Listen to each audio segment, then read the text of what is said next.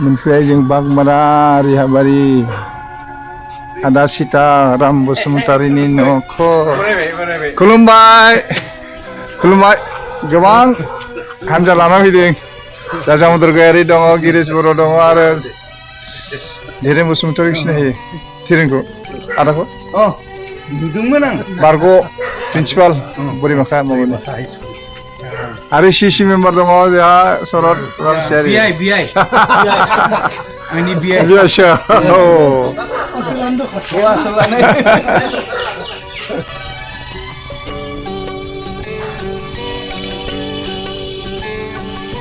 ओजोंहाय दङ शरद चन्द्र रामसियारि, बिनि उनाव दङ जामदर गयारि, बिनि उनाव गिरीश चन्द्र बर' आरो जोंहा धीरेन बसुमतारी आरो मानगोनां बिथां बारग' आफादगिरि सीताराम बसुमतारी बागमारा पश्चिम रिहाबारि बारग' लेङाइ आफादगिरि होननो हागोन ना? बे समाव जोङो सीताराम बसुमतारीनि न'खराव फैनानै बिथांनि लाइफ स्टाइलनि बागै एसे भिडिअ कास्ट खालामगासिनो दं। नायबाय बिथाङा बिथांनि गोबां बान्था मोननाय ममेन्टफोर दङ आरो बिथांनि लाइब्रेरि साजायना दोननाय बढिया लाइब्रेरि। बिथाङाबो ओरैनो जिरायनानै थाया बेफोरखौ टुक टाक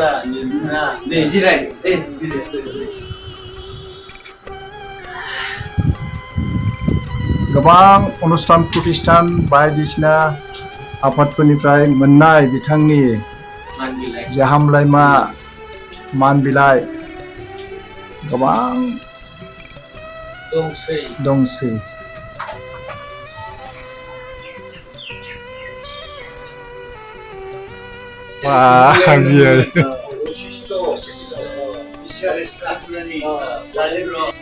नङा नोंनि नङा न'नि बिथाङा सासे बर' हारिनि धोरोम सिबिसुला सुबुं हिसाबै बर' थुनलाइ आफादनि बारग' लेङाइ आफादगिरि हिसाबै जोङो बिथांनि न'खरनि जोङो थासारिखौ बा न'खरनि सोरदिंमा जोङो नायगिदिंगासिनो दङ। बिथाङा सासे बाथौ धोरोम सिबियारि। नोंथाङाथ' बाथौ धोरोमानो आजिखालि बाथौआ बिराद गोग्गोम जाबायलै। जोबोर मोजां मोनबाय नोंथांनि न'नि परिबेसखौ नुनानै। बर'नि न'खर एखेबारे बेसेबा बांगाल हारसानि गेजेराव बिथांमोना बागमारा रिहाबारि होननाय मोनसे गामियाव दङ। रिहाबारियानो नाम्बारथ' गैया, पश्चिम रिहाबारि। बेहाय बिथाङा रायजो जानानै दङ न'खराव ग्रोम ग्रोम फिसा फिसौ लानानै। फिसौबोथ' दङ, फिसौ लानाय नुबाय थायो बिथांखौ। आरो इन्टारेस्टिं मा फिसाला साथाम। बेखिनियावनो नोंथांनि न'खराव दा फोलेरा बेसेबां गिदिर जानानै दं? गुवार गेदेर साबेसे गथ' गथाय? फिसाला साथाम। आच्चा नामफोरखौ फिसाजो गैया। नामफोरखौ बुङो। गेदेरा धिमान बसुमतारी आरो qualification MA BEd service English आरो गेदेराबो मा मावगासिनो दङ? गेदेरा टेटआव हाई स्कुलाव टेटआव मोनदों, मावगासिनो दं। मा स्कुलाव? कक्लाबारि गार्लस हाई स्कुल। अके बरिया। आरो उन्दैया गेजेराबो MA BEd आरो टेट बे साख्रिखौ मावगासिनो दं हाई स्कुलाव, कलागुरु बिष्णुराभारि। आच्चा उदालबारिनि। आरो लास्टआ BA पास जादों, बड' MIL लानानै मेजर। नोंथाङाथ' दा बर' थुनलाइ आफादनि बारग' आफादगिरि हिसाबै नोंथाङा जिरायनानै दङ।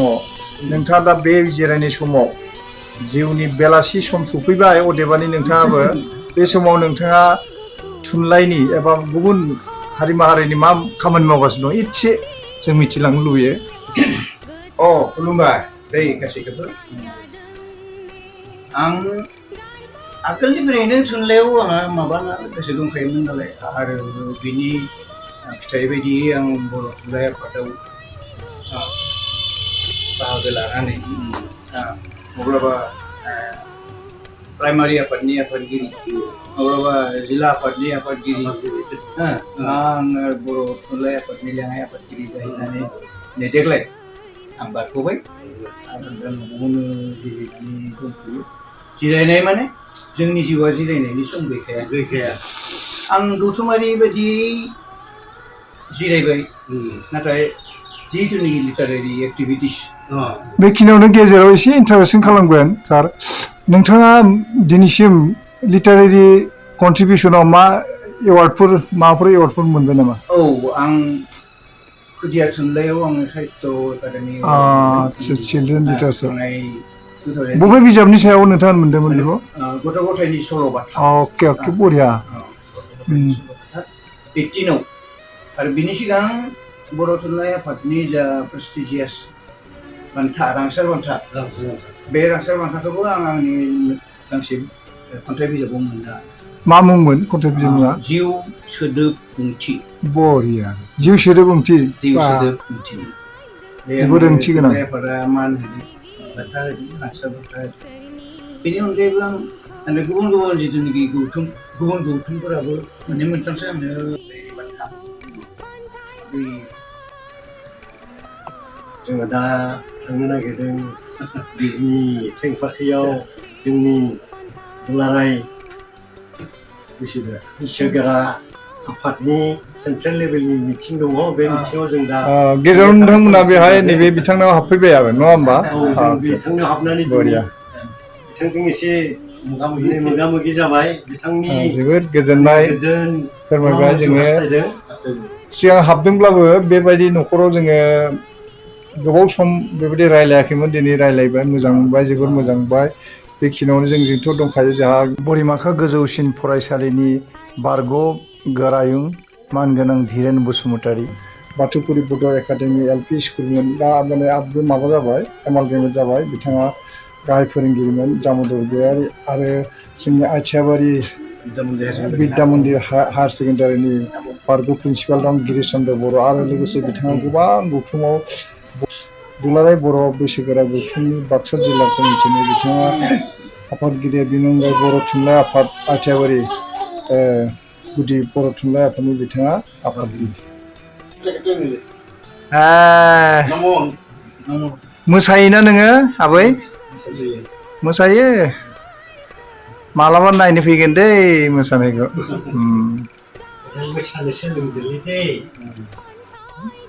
जुनियायै आङो मोनसे फिन सोंफिननो नागिरो बिथांमोना न'खराव बिथाङाथ' नैबे बरमसारिनिसो जों होनना मिथिनो मोनोमोन बिथांमोना न'खराव सोर सोर थाबोखो बरमसारियाव? जोङो बिदा फंबाय साब्रैमोन जों दा गेदेरजों आं उन्दैथार 4 नम्बर आरो आदा गेदेरजों आंजों दं।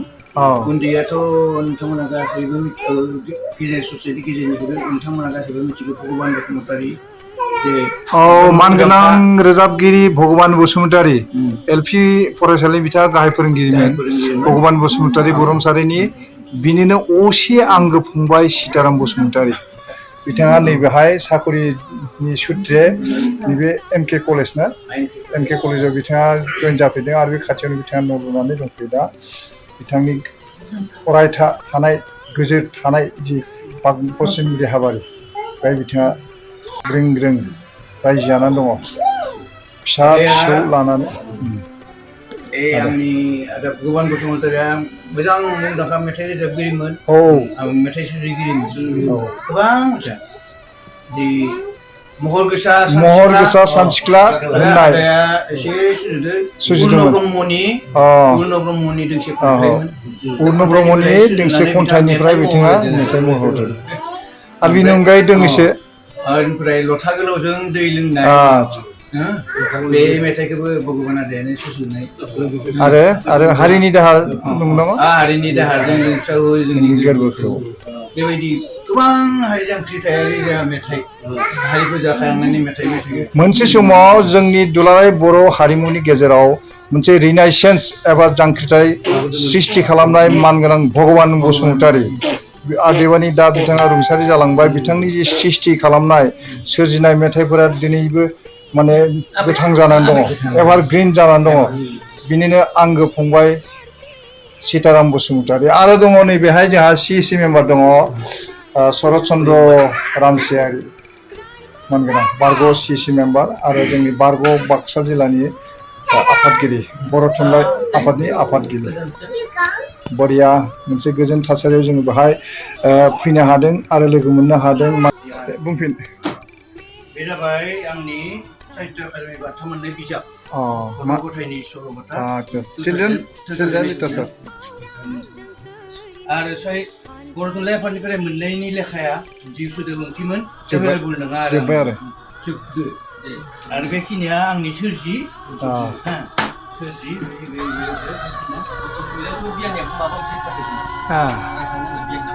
नंगौना anyway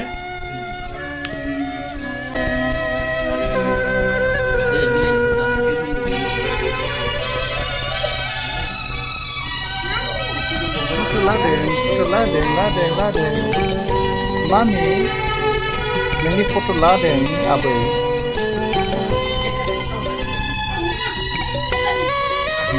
नाङा फट' लानांगौ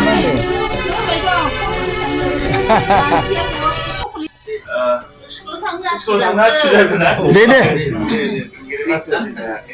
गेदेरसिन ना आंनो देरसिना mana मोनदोंलै Kiman Bosumतारी बरिया लोगो मोनबाय मोजां मोनबाय दहाय जोङो मान लाखाबाय दादा आबौ आबै पसे ओइ आबौआ माबा रानबाय थादों जोंनो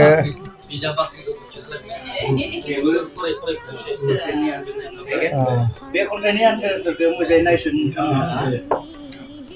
बिथाङाथ' मोनसे खोथाखौ बुंबावाखै दासान्दि मा मावदोंमोन सोंदोंमोन आङो थालांदों एसे दा माबा लिरगासिनो दंनो बे जाबाय जारिमिनारि नभेल गुबै अनुबादसो दै जोंहा गोराव फिंगुवा राजा दंमोन गोरायजो बर' रायजोमोन फिंगुवा राजा होनना बयबो मिथिगौ कन्ट्राडिक्सन दङ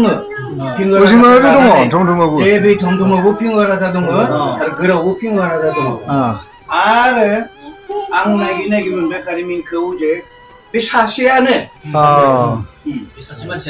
धमधमानि फिंगुवा राजा आरो गोरनि फिंगुवा राजा सासेयानो होननानै फिंगुवा राजाया सानै हिनजाव नंगौ दे बेयाव सासे ओंखायनो जेरावबो एभेलेबेल धमधमायानो गोरावबो एभेलेबेल धमधमायावबो राजा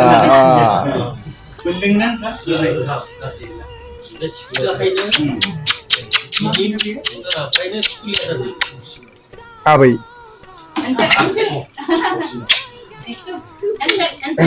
दाख्लैबावै ओंखारनाय गोदानै खन्थाइ आंनि बाय टाटा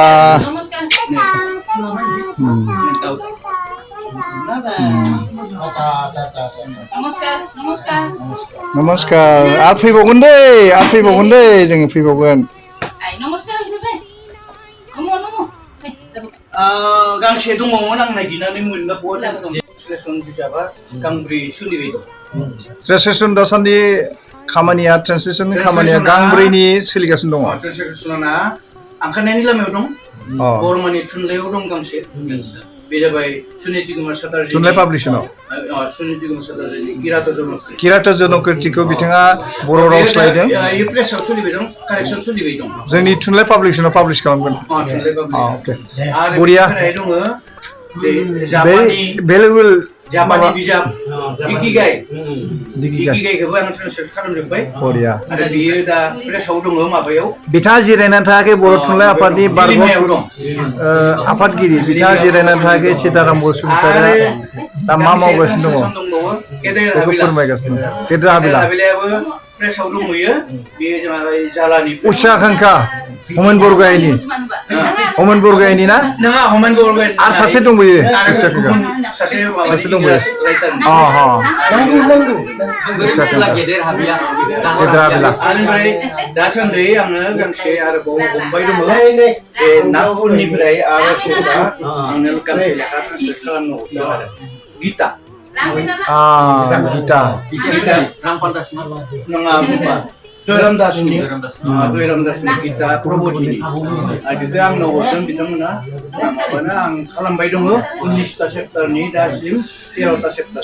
जोबोर गोजोननाय थाबाय आरो जोबोर मोजां मोनबाय नोंथांनि जे मावनाय जे क्रिएटिभ खामानिफोरखौ नोंथाङा दासिमबो मावगासिनो दङ जों बर' थुनलाइ आफादारि मोनसे अबदान मोनगोन बिनिफ्राय मोनगोन जों जोबोर गोजोननाय फोरमायदों आरो जोङो बेखिनिखौ हास्थायदों नोंथाङा जेन जाफुंसारै बेफोर खामानिखौ मावनो हायो लोगोसे जोंनि बर' थुनलाइयाव जे गोबां गुबुन थुनलाइनिफ्राय गुबुन माने राइटारनिफ्राय जायफोर क्रिएटिभ सृष्टि बेफोरखौ बिथाङा बर'आव रावस्लायनानै बिथाङा कन्ट्रिबिउट खालामनो नागिरदों जोबोर मोजां मोनबाय आरो साबायखर थाबाय इयुन जिउहालागै बिथाङा जे गोलाव जिउ थांना थानो हायो आरो बेफोर खामानिखौ हुसार रुपै मावफुंनो हायो बेखौनो जों मिजिंथिबाय बेखिनियानो जोंहा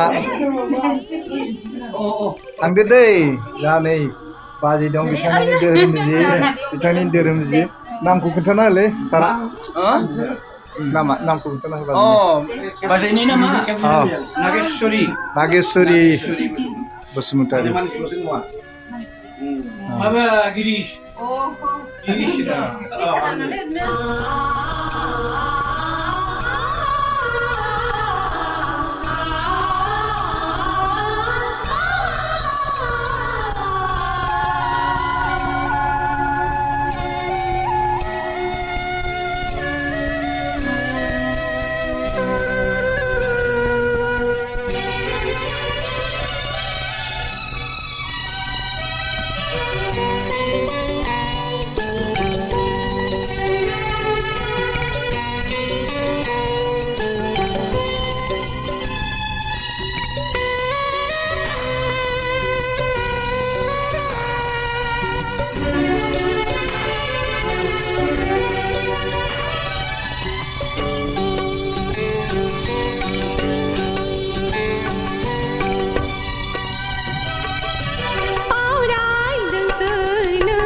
Kontai